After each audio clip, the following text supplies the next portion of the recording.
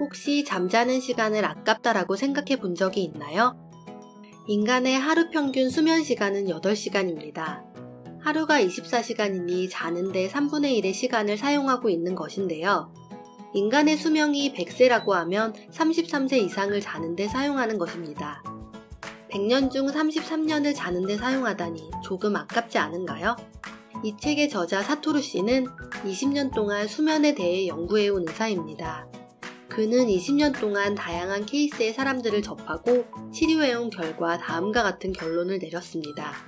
건강한 수면 방법을 사용한다면 수면 시간을 줄여도 이전보다 더 쾌적한 하루를 보낼 수 있다고요. 이게 정말 가능한 일일까요? 저도 하루에 8시간 이상을 자야만 피곤하지 않게 하루 생활이 가능한 사람이어서 이 말을 듣고는 상당한 호기심이 생겼습니다. 저 같은 경우도 6시간만 자고 일어나도 하루 종일 무기력하고 피곤한데 하루에 5시간만 자도 쾌적하고 여유로운 생활이 가능하다니요. 사토루 씨가 알려주는 건강하게 잠 줄이는 방법은 다음과 같습니다. 첫째, 잠들기 위해 소비하는 시간과 일어났을 때 겪는 불필요한 시간을 최대한 줄입니다.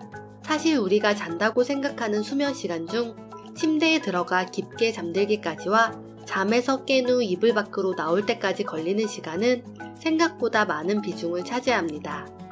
더 나아가 잠들지 못해 뒤척이는 불면의 시간과 아침을 활기차게 시작하지 못하고 무기력하게 보내는 시간들은 하루를 망쳐버리기 십상입니다.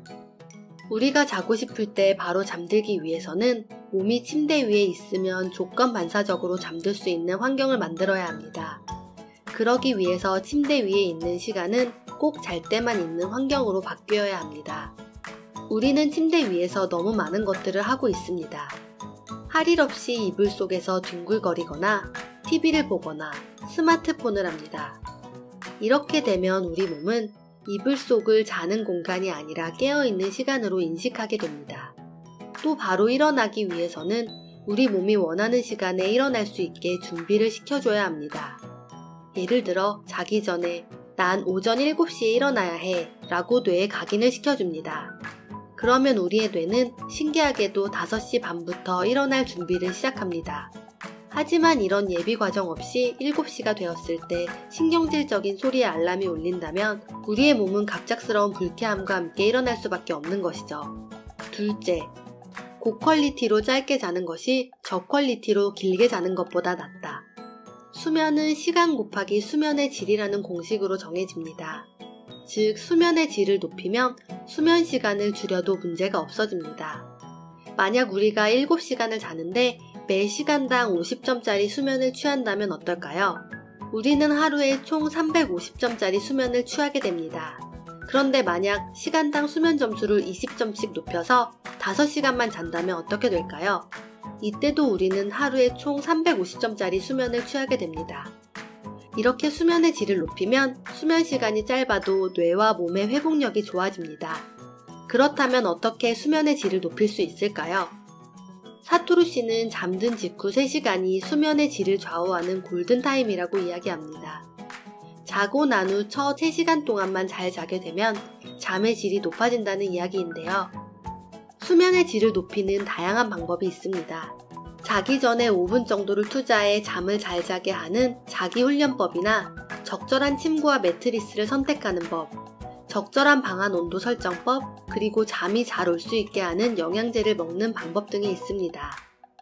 물론 이 방법 중 몇 가지는 비용을 사용해야 하지만 그래도 만약 하루에 2시간을 더 벌 수 있다고 생각하면 저는 충분히 해볼 수 있는 투자라고 생각합니다. 셋째, 부족한 수면은 단시간의 낮잠으로 채운다. 원래 인간은 지금처럼 하루에 한 번만 잠을 몰아서 자는 동물이 아니었습니다. 인간은 다상수면, 즉 하루에 몇 차례에 걸쳐서 잠을 나눠서 자는 것에 맞춰져 있는 동물입니다. 그래서 낮잠은 인간 본래 체내 시계에 맞는 수면 방법이며 행동력을 향상시키는 수면법이기도 합니다. 하지만 많은 분들이 나는 낮잠 같은 호사를 누릴 수 없는 환경에서 일하고 있어 라고 말하실 거예요. 낮잠에도 여러 종류가 있습니다. 몇 초간 자는 나노 낮잠에서부터 1분, 10분, 20분, 90분을 자는 다양한 낮잠의 종류가 있습니다. 짧은 시간 동안 화장실에서라도 잠시 낮잠을 잘 수 있다면 피로가 쉽게 풀릴 수 있다고 하는데요. 잠깐의 낮잠은 피로를 없애주고 창의력이나 논리적 사고를 높여주기 때문에 구글이나 애플 등 세계적인 기업에서는 직원들의 낮잠을 권장하고 있습니다.